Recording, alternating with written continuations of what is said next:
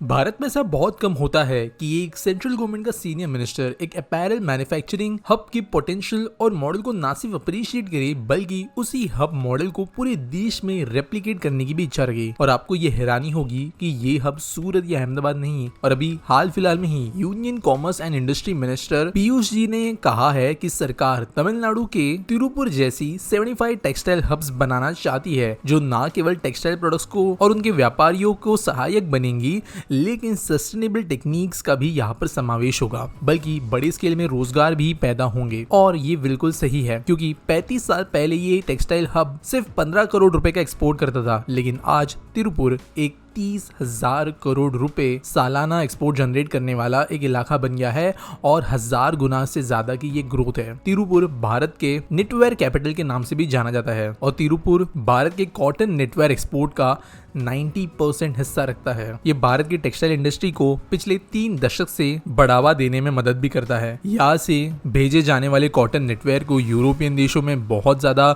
लोकप्रिय माना जाता है और दुनिया की कुछ सबसे बड़ी रिटेलर्स जैसे कि CNA, Nike, Walmart, Primark, Adidas, Switcher, Ralph Lauren, Diesel, Tommy Hilfiger, M&S, Fila, H&M, Reebok, ये सब तिरुपुर में से ही एक्सपोर्ट किए गए टेक्सटाइल के ऊपर निर्भर करते हैं अपने कई प्रोडक्ट्स बनाने के लिए। तिरुपुर एक ऐसा उदाहरण है जहाँ एक छोटा सा गांव अब भारत के टॉप नेटवर्क एक्सपोर्ट्स में से एक बन गया है। और आज हम देखेंगे कि तिरुपुर किस तरीके से इतना सफल बना और अपने आप को इस मैन्युफैक्चरिंग हब के तौर पर खड़ा कर पाया, और क्या ये मॉडल था जो आज हमारे यूनियन गवर्नमेंट के लिए एक रोल मॉडल की तरह काम कर रहा है, वो भी हम जानेंगे। लेकिन आगे बढ़ने से पहले अगर आपने मेरे चैनल को अब तक सब्सक्राइब नहीं किया है तो प्लीज सब्सक्राइब कर ले, क्योंकि आपके सपोर्ट की वजह से ही हम महीने में तकरीबन 60 वीडियोस बना पाते हैं, तो सब्सक्राइब जरूर करना। तिरुपुर एक्सपोर्टर्स एसोसिएशन के अनुसार साल 2021-22 में तिरुपुर गारमेंट एक्सपोर्ट थी 33,525 करोड़ रुपीस की, और 2021-22 में पूरे भारत मर्चेंडाइज एक्सपोर्ट्स का 1.07% ये था। ऑब्वियसली ये टोटल टेक्सटाइल एक्सपोर्ट्स का तो छोटा हिस्सा नजर आता है, लेकिन याद रखना है कि ये गांव है और 100 गांव पूरे इंडिया जैसे बड़े टेक्सटाइल मार्केट के एक्सपोर्ट करना भी बहुत बड़ी बात है।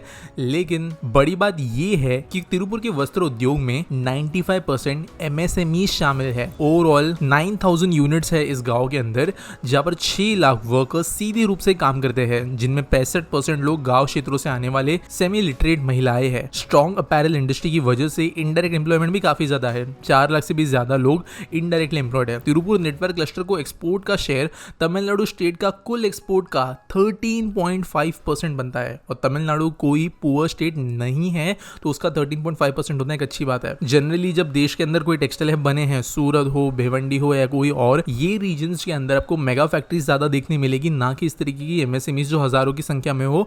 आपको जो है कुछ चुनिंदा बड़ी फैक्ट्रीज देखने मिलेगी, लेकिन तिरुपुर ने इस मॉडल का इस्तेमाल न करते हुए भी यहाँ पर सक्सेस हासिल किया है। तो अब समझते हैं कि किस तरीके से ये बना। आज तिरुपुर का इतना बड़ा प्रभाव होने के पीछे जो सबसे मुख्य रीजन है वो है यहाँ पे यूज होने वाला एक मंत्र, जो कि है कल का मजदूर आज का मालिक। कुछ SME फर्म्स जॉब वर्क से एक्सपोर्ट घर बन गए हैं, उन्होंने धीरे धीरे बढ़ते हुए अपने व्यवसाय को माइक्रो से स्मॉल, स्मॉल से मीडियम और मीडियम से लार्ज तक पहुंचाया है। यहाँ के लोकल एंटरप्रेन्योर्स ने सही समय पर सही फैसले लिए हैं, जिसकी वजह से ये हुआ। जैसे कि तिरुपुर के कई एक्सपोर्टर्स अब सिर्फ 100% कॉटन पर अटके नहीं है, वे MMF मैन मेड फाइबर से बने हुए प्रोडक्ट्स को भी एक्सपोर्ट कर रहे हैं। उन्होंने आवश्यक तकनीकों में निवेश किया है और जरूरत पड़ने पर अपनी सोच चेंज की है और रिस्क ली है। अधिकांश अपने एक्सपोर्टर्स अपने मूल व्यवसाय का पैसा लगाते हैं, जिसे उन्हें लगातार विकास मिले। बेसिक नीडेड प्रोडक्ट्स के हाई वैल्यू एडेड प्रोडक्ट्स का ध्यान देना, हर लेवल पर सुधार करना, ये तिरुपुर के एंटरप्रेन्योर्स के लिए गेम चेंजिंग डिसीजंस थे। अब इसका मतलब क्या समझते हैं? जनरली हमारे देश में हम देखते हैं कि अगर कोई बड़ी इंडस्ट्री हो तो वहां पर काम करने वाले लोग और जो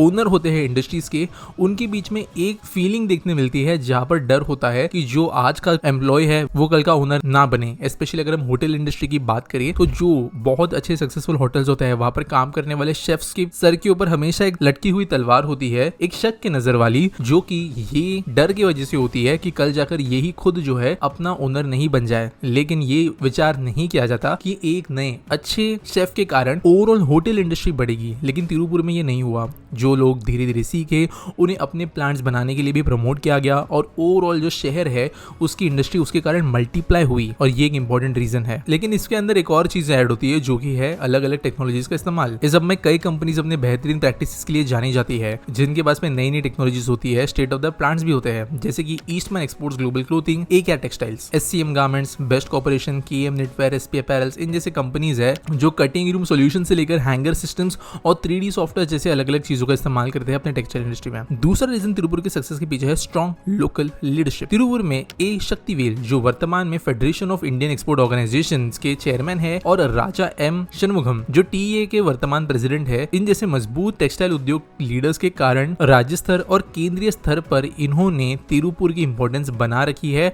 और जो यहाँ पे उद्योजक है उनके मुताबिक जो भी काम जरूरी है वो करवाने में मदद की। टीए ने खुद NIFT TA college of knitwear fashion को साल 1997 में स्थापित किया और तिरुपुर के वस्त्र उद्योग के लिए फैशन प्रोफेशनल को उपलब्ध करने में बहुत बड़ी इंस्टीट्यूट ने मदद की। ये एसोसिएशन उद्योग में काम करने वाले ऑपरेटर्स की स्किल डेवलपमेंट पर भी बहुत ज्यादा काम करता है। 2016 में मजबूत स्थानीय संगठित प्रयास के कारण केंद्रीय सरकार ने तिरुपुर के डाइंग उद्योग के लिए 18 CEPTs common effluent treatment plants के लिए 200 करोड़ रुपए भी दिए और एक इंटरेस्ट फ्री लोन भी दिया, जिसे CETP के परफॉर्मेंस के आधार पर ग्रांट के बदले में दिया जा सकता था, यानी कि पैसे डायरेक्टली नहीं चुकाने पड़ते। उस समय पर तिरुपुर को देश की पहली बनाए जाने वाली ZLD या जीरो लिक्विड डिस्चार्ज प्रोजेक्ट्स के लिए भी बड़ा निवेश मिला।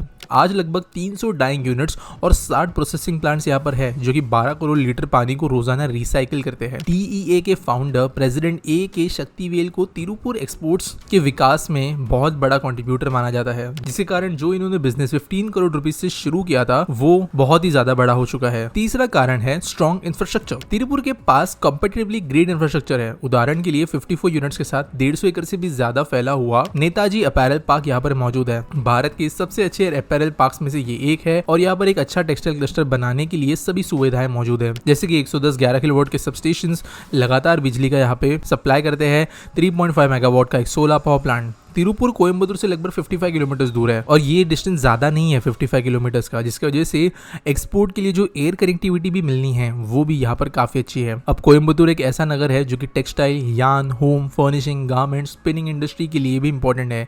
ईरोड, सालेम, करूर, ये सब शहर भी पावरलूम, हैंडलूम, फैब्रिक्स के लिए जाने जाते हैं, फर्निशिंग प्रोडक्ट्स के लिए जाने जाते हैं और इसके लिए ये पूरा एरिया ही टेक्सटाइल्स के लिए काफी इंपॉर्टेंट है, जिसके कारण एक बड़ा मार्केट इस गाँव के लिए बनता है। जॉइंटली ये 4 निटहब बेस्ड प्रोडक्ट्स जो पूरी रेंज प्रदान करते हैं, फैब्रिक से लेके बना हुआ प्रोडक्ट तक के, ये कहीं ना कहीं पर डिपेंड करते हैं तिरुपुर के बेसिक इंफ्रास्ट्रक्चर के ऊपर। साथ साथ नजदीक में ही टूटीकोरिन पोर्ट है जो लगभग 333 किलोमीटर दूर है और वैसे तो डिस्टेंस ये थोड़ा ज्यादा है, लेकिन इसके कारण जो है डायरेक्ट एक्सपोर्ट्स भी इजी बनते हैं। 7 घंटे लगते हैं यहाँ पर पहुंचने के लिए, लेकिन चेन्नई पोर्ट भी एक जो देश का सबसे बड़ा पोर्ट है वो तिरुपुर से लगभग 500 किलोमीटर दूर है, जो कि एक और इंपॉर्टेंट रीजन है यहाँ से एक्सपोर्ट होने का। साथ साथ TEA लेम्यूर कंटेनर टर्मिनल जो लगभग 10 किलोमीटर दूर है त्रिपुर से, ये खुद त्रिपुर में माल एक्सपोर्ट इंपोर्ट करने में बहुत मदद करता है। और तिरुपुर के अंदर ये जो चीजें हुई, चाहे फिर वो लोकल लेवल पे बिजनेस को बढ़ावा देना हो, यहाँ पे बने हुए स्ट्रॉन्ग फाउंडेशन, लोकल MSMEs के अंदर होने वाली यूनिटी, एक प्रॉपर फाउंडेशन जो ओवरऑल वर्कर से लेके मालिक तक लोगों का भला करे,